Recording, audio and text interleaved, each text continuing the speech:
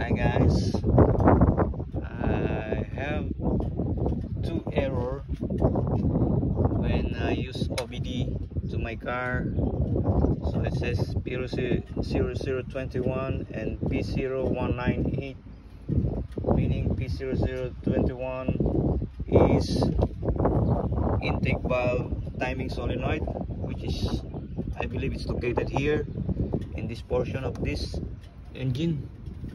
So this is intake valve timing solenoid. So by this you cannot remove here, so we need to remove these bolts.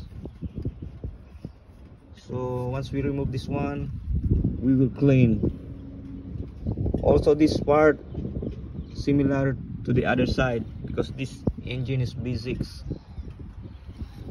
Other side as well, but the other side is hidden underneath the mounting, engine mounting upper. So solenoid valve underneath, so that's what we need to remove. And for the P00 or P0198 is underneath, means that oil temperature sensor, which is at the back of the oh, we cannot see unless we remove the tires, but it is at the back of the steering pump. So we'll remove this.